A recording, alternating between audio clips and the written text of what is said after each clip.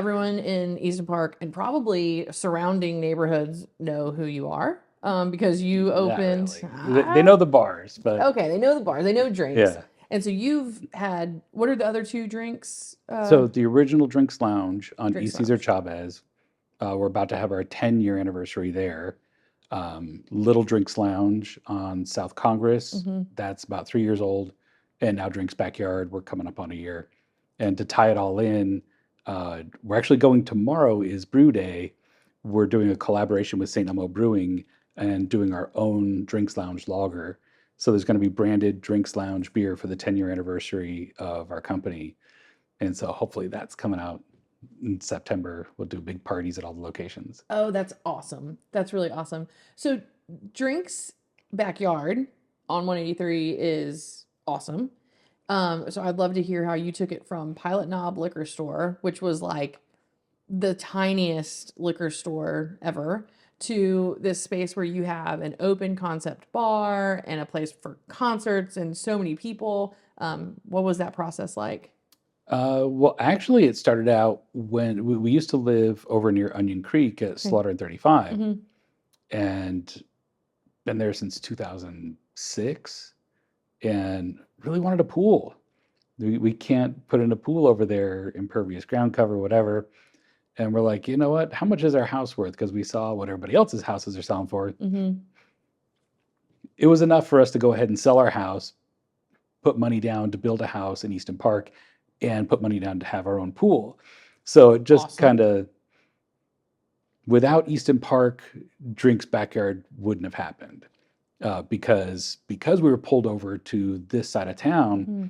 and taking 183 to work, which is so much faster than 35. Yeah. I am so glad. People say it's like, oh, it's too far south and too east. I'm like, there's no traffic. It's Right. awesome. Yeah. And we've been in the industry long enough. We know how to take a restaurant and legally do it as a bar, Hmm. a bar. And so we were looking at a few spots, but I kept passing by that old country store all boarded up. And I kept telling my wife, I was like, that'd be a great spot. And I don't know if y'all remember the field was all overgrown. It looked like Hmm. it's on this tiny lot. Yeah. So I look up the property on the tax website. Hmm. Come to find out, it's multiple lots. It's 2 acres, owned by an LLC that had just bought it like 4 months before. Typically, when it goes to an LLC, I'm like, someone's going to develop it. I missed out. Couldn't find out who this LLC is. I find a mailing address attached to another LLC, and that LLC has a mailing address of the convenience store right outside my old neighborhood. Oh, wow. So I knew Charles, the guy that owned that store. I'm like, hey, okay, so do you know so and so? He's like, yeah, that's my cousin. Like, okay, he owns this property out on 183 that he just bought a couple months ago. Say, yeah, do you want to buy it? I'm like, I don't have that kind of money. I want to turn it into a bar. He says, okay, hold on. Gets his phone out. Uh huh. Uh huh.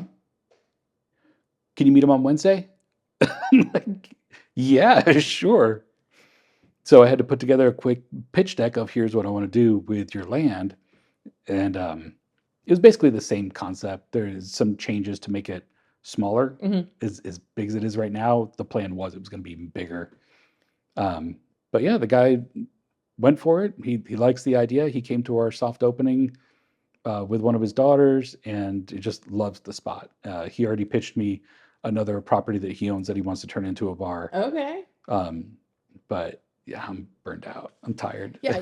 Well, you did a lot so fast with Drinks Backyard. I mean, it was like, I remember when it was about to open, it felt like a really long time, but like really what you did in such a short amount of time was incredible. And every time we go back, something new has happened. It's actually taken about a year. I think we signed the lease in January of 2023. So construction started in February, March. Main thing was to take that tiny little building, Hmm. like it was a retail liquor store. Hmm. We kept the reach-in coolers, like you go grab your six pack. We kept those coolers, but converted the center into a beer tap wall. So it's the original liquor store coolers, uh, and the ceiling used to end right at the coolers. So it's like you could probably walk in there and touch the ceiling. Oh, So we had to wow. get that all ripped open and a beam put in, vault the ceilings, knock out the wall so that we can have double doors going out there, big deck patio area. And it's like, okay, we're open enough. We have enough space. Let's start trying to generate revenue. Yeah. Yeah. So yeah, in September of 2023, we opened and worked out great. We had the yard completed in February, and here we are, middle of July, and just trying to learn how to book that stage with cool bands. Yeah. Yeah. No, it's great. We've gone out to see Dusty there a couple times, and I think he Yeah, get Dusty, who's in the neighborhood, yeah. I heard he's on the show too. He was. And he every time he's out of drinks, he brings a crowd with him. People love Yeah. him. He's such a nice guy too. I mean, he's a really good guy. Um I went in years ago. I went into the Pilot Knob liquor store when it was before because they closed, so you couldn't go into it during COVID. Mhm. But before that you could, and it was the tiniest, like really not well maintained Yeah. building. So I'm sure that converting that into what it was not a simple thing. No, it wasn't. I mean, luckily we had a great contractor Sure. who had a great vision and always put in ideas. They built out other bars before, bars that we're well familiar with. Hmm. Like, okay, if that's how they do it, that's how we want to do it. Yeah. And yeah, it worked out great. We just slowly expanded out into the yard, got the shipping containers converted into the lounges, shade sails, misters, fans, that giant stage, the 20-foot video wall.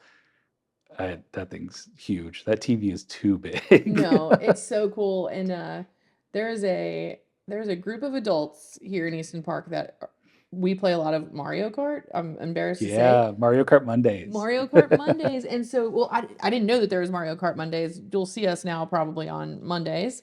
But I saw someone out there playing Mario Kart, and I was like, and it wasn't a Monday, but I'm sure you can play Mario Kart anytime over there. I guess if there's no game on or nothing else going Yeah. on.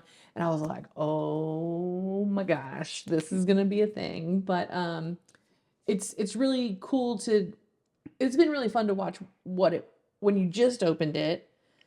So when it was just kind of the patio area and not much else, and you guys were working on all the. I remember when the fence was up and all that, to the fence being gone, to the shipping containers, to it's where everyone hangs out. I mean, we've been asking everyone, what are your top favorite bars, and I think everyone in Easton Park, Drinks is on the top of their list. It Yeah, comes it's up the a only lot. bar.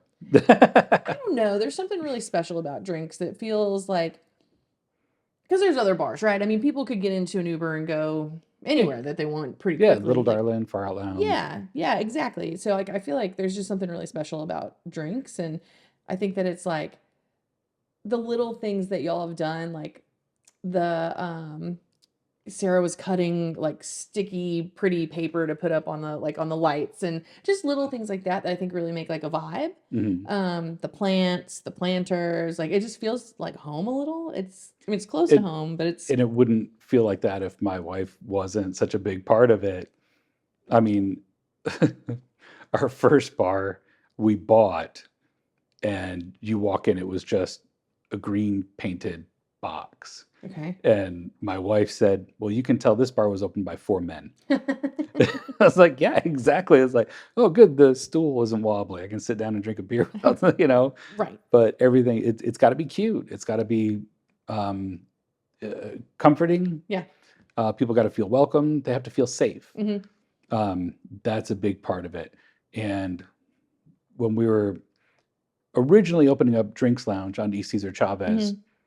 we were the only bar over there that was like an everybody bar. Hmm. There were Tejano bars, Norteña bars, and it was really just community people, and not a lot of everybody else felt safe going there. Hmm. When we opened up over there, we didn't know who was going to show up. Sure. We're the first everybody bar. Well, is it still going to be a mainly Hispanic crowd coming in that wants to watch sports? Cool. We'll put the game on for you. Is it going to be a gay bar? Is that where everybody lives in that community? Is it going to be a touristy douche bar? It's like, whoever shows up to support us, thank you. Sure. It's your bar. Yeah. And so that's why we just named it Drinks. And come to find out, when you search Drinks on Google, there's a lot of results. So within a week, it became Drinks Lounge. Oh, got it. Because I guess, yeah, it's Yeah. not very like focused. And so that's what's really worked well for us, just being a neighborhood bar where everyone feels welcome. And so that's what we wanted to do with Drinks Backyard. We Hmm. wanted to have the concept that seems to be working well in Austin, with Armadillo Den, Moon Tower, Yep. Cosmic, outdoor. Doesn't matter how big the inside is. It's just good vibes. You're outside. And we're like, well, we can do that concept and have the Drinks Lounge brand on it. Because I don't think people are moving to Easton Park because they're like, oh, I feel like living 15 minutes away from downtown. No, they're going where they can afford it. They're going where it feels safe for their family, Hmm. and like we want them to feel like they're in Austin. Hmm. You're getting an Austin experience, Yeah. and it's not Uncle Jimmy's Drunken Frog Shack off the highway kind of thing with Yes. dollar bills taped to the wall Right. and panties and bras under the chandeliers. Like it's just tacky. You want people to feel welcome, feel safe. Yeah. Come in the morning, have a coffee, and hang out. Also, to mention, the coffee at Drinks is phenomenal. It's going to Um, get better. okay. Jenna, one of our neighbors in Easton Park, is opening Later Gator Coffee. Okay. And so she's going to be putting her coffee trailer in the yard and opening up at like 7 a.m. Oh, So that's great. Drinks Backyard will be more of a third place for people. So yeah, she won't be able to get into the building where the liquor is, but we have the outdoor restrooms. Yeah. She'll have access to the fans and the misters and Yeah. everything. So you can still come to Backyard in the morning, grab a coffee and hang out. So we're real excited to have her.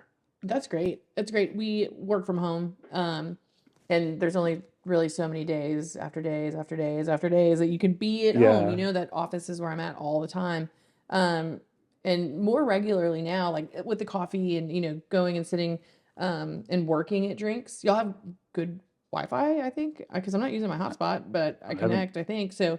Um, haven't had any complaints. yeah, no, but the coffee's good, and it's like, I'm not against a 2 p.m. drink on a weekday, don't get me wrong, but when I don't feel like drinking, like to be able to go and have coffee and feel productive and be outside, it's a really cool. I think it's a solution beyond just a bar.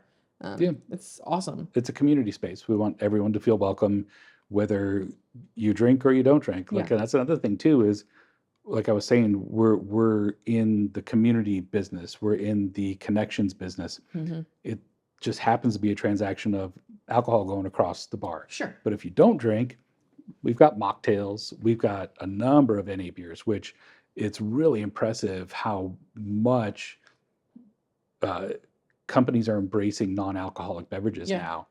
Like for me, I don't drink a lot, and I drink Budweiser when I do. Okay. Now there's Budweiser Zero.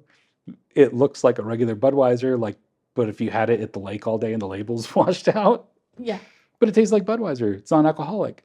That's And then awesome. there's a lot of local breweries that are doing hop waters, so it's like cool. You have something to drink and something in your hand, something to do, Hmm. but you get to mingle with people, you get to hang out with your friends, and it's not just every night is out. Oh, let's go out and party. It's like no, I Right. just want to go be with people and be a part of a community. Well, that doesn't mean you have to get drunk. We got everything you need. Yeah. So Yeah, I think it's an awesome space, and just like the activity out there too, like the big I mean, that is a gigantic video yeah, situation. Um, the stage is very cool. Um, the how the bathrooms are outside, like I think it all just worked out really well. Everything flows really well. It just makes sense there. And have you been since we finished the dog park? no, Just past the outdoor bathrooms, there's a whole grassy dog park area. Go on the Drinks Backyard Instagram. okay, I did a reel, and like within an hour, it had 50 shares and 1,000 likes or something. I don't okay, yeah. Well, then we'll definitely check that out. know.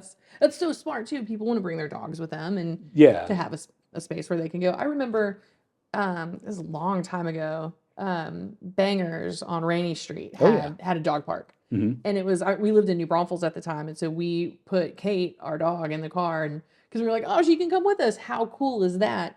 And it was really cool, and people bring their dogs with them everywhere now. So Hmm. that's really exciting. Is what you've opened 3 bars? Is that right or more? Yeah, more, but these are the three that we kept. Got you. Okay, fair enough. So you've opened bars. What is? I think that people could be like, how hard could it be? Like, what is the hardest thing that you've like gone through in opening a bar? Yeah, I'm on a forum online for bar owners, and it seems to be a common thing. Is I've always wanted to open a bar. It's like it's not that easy, man. Yeah. I want to say that as we actively looked at growing and opening other locations, it's finding locations. Number one, is it zoned to be a bar? There are not many places in Austin zoned specifically to be a bar where you don't have to have a kitchen. Has to be Oh, a restaurant. And with that, 51% or more of your revenue has to be generated from non alcohol. But since COVID, they're not really checking and going, oh, you need to sell more food. Like, what am I supposed to do? I've got a $12 burger and $15 cocktails. right. They're not going to order 4 burgers. Yeah, right. Um, but yeah, that's the big thing is locations, uh, and then also rising costs. Like I just signed a new lease for the original Drinks Lounge for another 10 years. Mm-hmm. My rent is more than double. So I have to come up with a way to make more money as a chill neighborhood dive bar where I can only sell price points can only be Sure. so much Right. before people go, oh, this place is expensive and I don't want to go there. And so, yeah, we have to get creative, Mm-hmm. tighten our belts, Yeah. and hopefully just get more customers. Yeah. Yeah. I feel like every evening that we go buy drinks, like there's people. It doesn't ever seem to be a lack of people in the evenings. Yeah, there's always someone to hang out with. Yeah. But yeah, going back to what you were saying, I think the hardest part, number one, would be finding a location. Mm-hmm. Is it a good location? And if it is a good location, can it be a bar? Right. And if not, does it have to be a restaurant? And then, oh man, it's so much more expensive to operate a restaurant. Oh, sure. Sure. But Yeah. So it's like, I mean, it's real estate play too. I mean, you driving, I think it's having that eye, like you driving by Pilot Knob liquor store that looked like it was that tiny little lot. Like it was just slightly a car width bigger on either side to get yeah, it around. And be like, that would be a great place for a bar. Like there's a level of vision that comes with that. And then knowing the real estate game. yeah. And just seeing how much Easton Park has grown and how Hmm. much it is growing. Hmm. I mean, there are so many new people that are moving to Easton Park every week. Right. And then the second week, they're at the bar, they're at Drink's Backyard, Right. talking to the bartenders, like, so there are a lot of people from Easton Park around here? It's like, yeah, pretty much everybody. Or they're Addison South or Yep. Addison. And we are getting a lot of people from Del Val. Hmm. Is that pronounced right? Del Val or Del Valley? Del Valley, I I think. don't know. That's But great. It's great. I feel like every time we've gone in, it's been like you to your point earlier, like it feels safe because that is an interesting part of town right now, being gentrified, and there's a lot of changes happening and a lot of buildings going up in and around that area. But we've always felt very safe and welcome, and always very well taken care of by the bartenders, and they feel like your friends. You know, they that's remember awesome. your name. They remember my name. I'm sure they remember everyone's name, which is a gift that I don't have. But we love going. It's fun. And it reflects in the tips. Our bartenders at all of our locations have like amazingly high tip percentages That's great. because people like them. Yeah. And so, Yeah, you yeah. want to take care of people that you like, and when they do special things for you, or they're like, "Hey, I was there," and they gave me like a tiki cup, like the Mhm. clear tiki cup for my cherry bomb that I was drinking, and she's like, nah, "It's on me," and I took care of her. It's what you do, It's just like they're all just so thoughtful and kind, and they all seem very intentional in what they're doing. Mhm. And the credit for that, like I said, goes back to my wife, Sarah, because she's so good at reading people. Hmm. Um, I'm good at analyzing stuff. Like I can look at a resume. We get 50 resumes in. I'm like, boom, boom, boom. I can knock it down to maybe 10 we want to interview. Hmm. Simple things like huge gap in here, or they're not in the bar industry, or no, they're wording it. They're not a bartender. They're Sure. trying to fake it. So I can sort through the resumes and find out who we need to talk to. But it's Sarah and Cece at this location that are Hmm. so fantastic at finding out who the skilled bartenders are and who's got a good personality and who's going to be a fun anchor that just brings everybody down. Right. And so, and then another part of that is who fits with the team. Are they going to blend well? Is Yeah. everybody going to be buddies? Like tomorrow we're meeting at St. Elmo Brewing to try out our Yeah, new beer, and almost everybody that works for us is coming. We're like, all right, cool, we'll open the bars late then. that's awesome. Yeah, everybody comes. So it's so cool that everybody wants to hang out with each other. Yeah. Yeah, it And makes such a big difference too, especially when you get busy and they're working as a team and supporting one another. Um, I I can't imagine. So we're in HR and recruiting, as you know, and some of the best people that are professionals, past, they've grown their profession out of bartending. Bartenders are the best people you can hire. Anyone in the service industry, they know how to multitask, they know how to be kind. mhm, Customer service is important. Um, they know how to sell they know how to sell. without being a salesperson. Yeah. Yeah, it's a hustle. They know how to work hard. Mhm. They Some know of them they know how do. the good ones do, and then and it seems like they work till the job gets done, which is um as I get older, I realize the workforce is changing and the Yeah. expectations and what people are willing to do, which seems like such a silly thing to say at work. Like, I don't know if I'm willing to do that, even though you're paying me. But people that come from the service industry it's a different breed almost. Well, like I said, I think that goes back to, unfortunately, in the service industry, employees are exploited and they're taken advantage of. Hmm. And some of them think that's the norm. And so when they do get a chance to exit the service industry, yeah, they've got a stronger work ethic and they typically work harder, but not by the right. It's like you don't beat a dog to get it to learn a trick, Right, and right, that's a bad analogy. They're not animals, obviously, but right. it, yeah, you get what I'm saying. Yeah, it's like they're being treated well, so they're like, oh, this is great. Like, it's almost like they feel appreciated, so it's like they owe like this harder work. So I think it's great that that's at the top of your list of I your think people. I think I don't remember where I read it, but sometime somebody said everybody should be required to work in the service industry for 1 year of their life after school or college, either as a server or as a bartender or a hostess, deal with the public, and oh man, things would change. I agree. My husband was a bartender for a really long time, and he said the same thing. He's like, everyone should work in the service industry Hmm. for a year. Um, it just, I don't know. The public will it'll humble you, Yeah. teach you customer service, teach you how to be patient. Tim, what is next for drinks? Um, Nothing. Just keep having a good time, Okay. taking care of people. We don't really have plans for more locations or anything. The next goal is buy real estate. Yeah. Yeah, lot less to deal with when you just own real estate. Yeah. I bet. I bet. I'm sure that that's a hurdle when you're dealing with someone else's land, especially with the bar. Yeah, well, like I said, the other location, they doubled our rent because Right. they know we're not going to close and they Right. know we're not going to find another location. It's like, great. We're paying top dollar for a building that probably hasn't been touched since the 70s. Yeah. But whatever, I still have a job. Yeah. Yeah. For 10 more years, it sounds like. Yeah. Although that location, uh, obviously I'm not the one dealing with the building stuff. So, but for me, it's like it's a cool spot. Like it feels a little like the 70s. Like just the vibe of it. It's a cool vibe. The funny thing is, the original Drinks Lounge on East Cesar Chavez has been a liquor store and it's been a bar basically since the 60s or 70s. Okay. I found a phone book from 1984 where it was a place called the Wrangler. Okay. But because it's been a bar for so long, when we went in there and just like, we just don't want a gimmick or anything, just call it drinks. Because it was such an old place and had so much history, we're like, maybe it has this vibe of back in the day, it was fancy because we got those tall booths, and Yeah. the nice chairs.